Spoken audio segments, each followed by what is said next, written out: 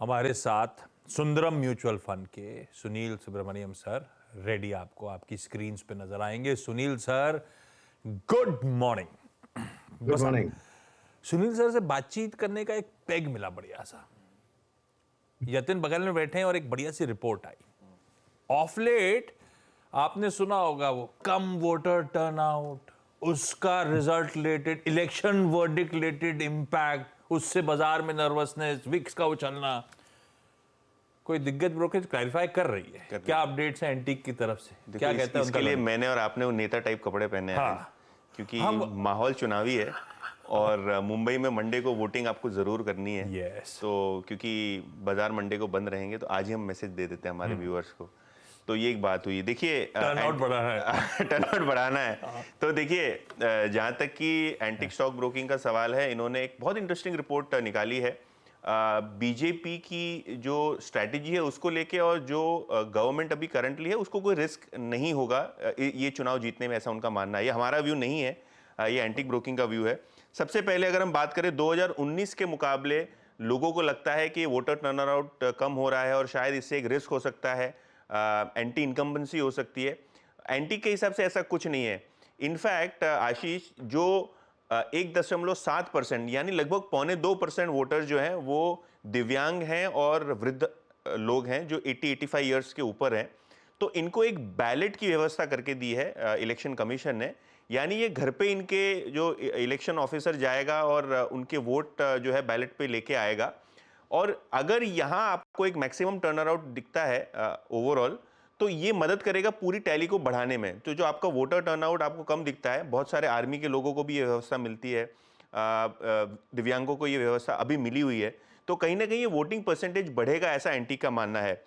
ये एक बात। दूसरी बात कि 2019 में जो बीजेपी ने मार्जिन जो ज़्यादा मार्जिन वाली सीट जीती थी, वहाँ टर्नआउट कम हो रहा है। तो बीजेपी की जो विनर्स हैं इनको कोई असर नहीं मिलेगा, क्योंकि मार्जिन ऑलरेडी बड़ा था, तो टर्नआउट कम होता है तो इतना असर नहीं होगा। लेकिन जो सीट्स में कांग्रेस छोटे मार्जिन से जीती है वहां वोटिंग परसेंटेज गिर रहा है, जिसका फायदा बीजेपी को हो सकता है, ऐसा एंटिक ब्रोकिंग का मानना है। इनफैक्ट 2004 में जो इंडिया शाइनिंग कैंपेन फेल हुई थी, लोगों को लगता है कि बीजेपी थोड़ा रिलैक्स मोड में, ऐसा कुछ नहीं है। इनफैक्ट एंटिक के हिसाब से इलेक्शन कमीशन का डेटा यह बताता है कि मैक्सिमम जो एड स्पेंडिंग है वो बीजेपी की हुई है इस इलेक्शन में, और ज्यादा से ज्यादा कैंपेन भी बीजेपी की हुई। तो बीजेपी ने कोई स्टोन बाकी नहीं रखा है टर्न करने का, अनटर्न नहीं छोड़ा।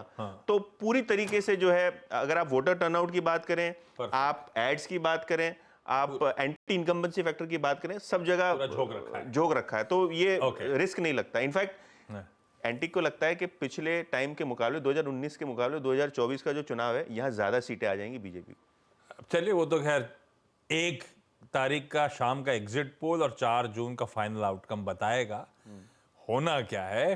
लेकिन सुनील सर, आप लोग भी एएमसी में नर्वस होते थे कि वोटर टर्नआउट के आंकड़े गिरते हुए देख के, मार्केट्स रिलेटेड कोई कोरिलेशन आपने बिठाया था, या कोई कोरिलेशन है नहीं, हम लोग फालतू टेंशन लेते रहते हैं?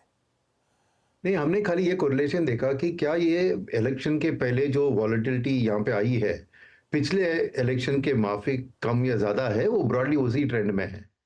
ये कोई अनयूजुअल चीज नहीं है। 60 डे प्रायर टू इलेक्शन का वॉलेटिलिटी करीबन सिमिलर रहा है हर इलेक्शन में। तो ये कोई नई चीज नहीं है, नंबर 1। नंबर 2, हमें फुर्सत नहीं है ये सब बातें सोचने की। मैं क्यों कह रहा हूं ये, कि म्यूचुअल फंड निवेशक हमें इतना पैसा दे रहे हैं। इस महीने की आंकड़े देखे तो 35,000 करोड़ अब तक पैसे आए हैं। अब क्या है मौका कि हमारे पास, हमारी रिस्क मैनेजमेंट के तौर पर इंडस्ट्री की, मे बी कुछ फंड हाउसेस 5%, कुछ 10% तक कैश बैलेंस अलाउ कर सकती है, उससे ज्यादा नहीं। यानी आपको 90% जो पैसा कस्टमर का आया उसको मार्केट में डालना ही पड़ेगा। अब बात यह है कि कुछ फॉरेन निवेशक जो हेज फंड में मानता हूं, जो शॉर्ट टर्म में, एक दिसंबर 3 की जो आंकड़े असेंबली रिजल्ट्स के आए थे ना, तब दिसंबर के महीने में 70,000 करोड़ नेट एफआई फ्लोज था हमारे मार्केट में।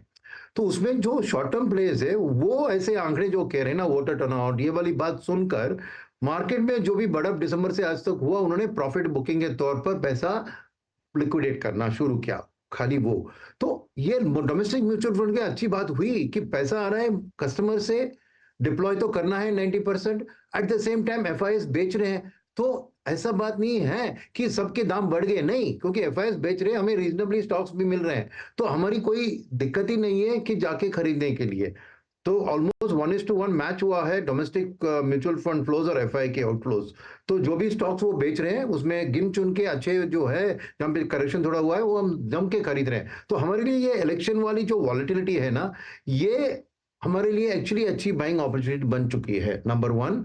और नंबर 2 बात ये कहूंगा मैं कि वैल्यूएशंस की भी बात उठ रही है, क्योंकि domestic flows large cap, mid cap, small cap सभी क्षेत्र में डिप्लॉय होते हैं, whereas एफआईएस जो बेचते हैं वो खाली लार्ज कैप को बेचते हैं। तो हर लार्ज कैप जो बेचते हैं वो जाके नहीं खरीदेंगे, हम मिड एंड स्मॉल कैप भी खरीदेंगे। इसलिए मिड एंड स्मॉल कैप की रिलेटिव वैल्यूएशंस आज लार्ज कैप के कंपैरिजन में आज महंगी दिख रही है, क्योंकि आप सब उसको 1 ईयर फॉरवर्ड में देख रहे हैं।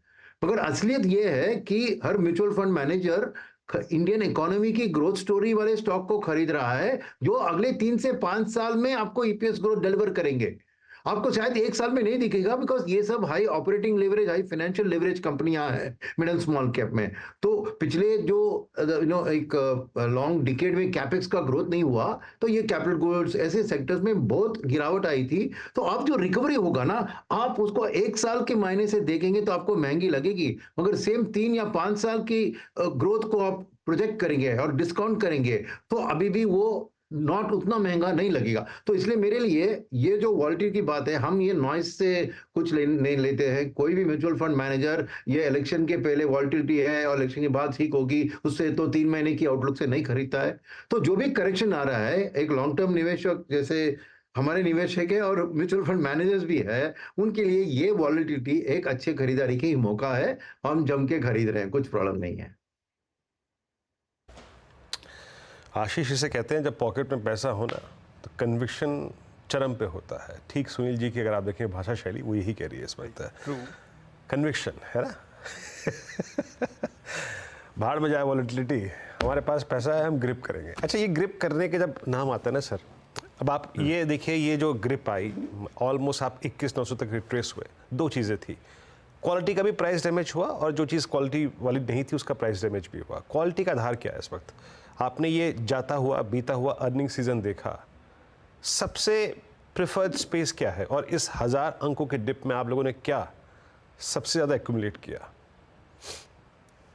तो मैं समझता हूँ कि जो फिलहाल में ज़्यादा चढ़ा नहीं है वो है कंज्यूमर डिस्क्रिशनरी के स्पेस, बिकॉज कंजम्पशन की ग्रोथ ऑनेस्टली कोविड के बाद की जो बाउंस बैक वी शेप की बात हो रही थी उतना जम के नहीं हुआ और पैसा भी ज़्यादा इंफ्रा के ऊपर चला गया। तो वैल्यूएशंस, उनके नंबर भी अच्छे नहीं थे और वैल्यूएशंस में भी वो थोड़ा कंफर्टेबल है कंपेयर टू इंफ्रा।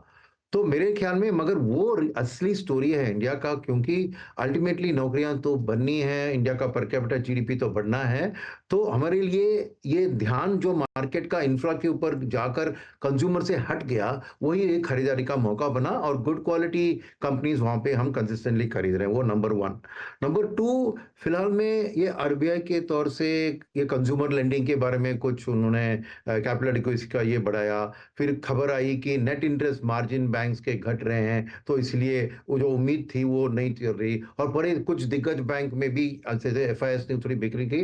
तो बैंकिंग में भी जो सॉफ्टनेस रिसेंटली आया है वो हमारे लिए अच्छे क्वालिटी बैंक्स को खरीदने का बहुत बढ़िया मौका मैं समझता हूं, क्योंकि असलियत यह है कि कैपेक्स स्टोरी के अंदर अब वो प्राइवेट सेक्टर का एक्सपेंशन वाला कैपेक्स अभी जम के शुरू नहीं हुआ। जब वो शुरू होगी 6 महीने, साल, 1.5 साल में, तो बैंकिंग का हाथ उधर बहुत जरूरी है, क्योंकि 70% हर प्रोजेक्ट का फाइनेंसिंग बैंक तो करती है। तो भले ही आपको नेट इंटरेस्ट मार्जिन में थोड़ा कंप्रेशन दिखे, एब्सोल्यूट लोन ग्रोथ का जो बात है ना, तो ईपीएस की बढ़त होनी ही है। तो मेरे लिए बैंकिंग सेक्टर में अच्छे good well funded well capitalised banks खरीदना का अच्छा मौका है। और एफआईएस भी जब बेचते हैं तो बैंकिंग, क्योंकि 35% of the large cap index है, तो गिरावट भी उधर ही थोड़ा बहुत आ रही है। तो ये हमारे लिए वो भी एक अच्छी खरीदारी की एक मौका मिला है। तो ज्यादा तो मैं कहूंगा कि स्पेस और कंज्यूमर डिस्ट्री स्पेस में ही हमने ज्यादा खरीदारी करी है। बढ़िया, इसे कहते हैं कन्विक्शन। सुनील सर और इनके सारे पीयर्स, इन्होंने एफआईएस की सेलिंग एब्जॉर्ब करी बढ़िया तरीके से, हम और आपने कंट्रीब्यूट करा। ये जलवे अब डोमेस्टिक इन्वेस्टर्स के।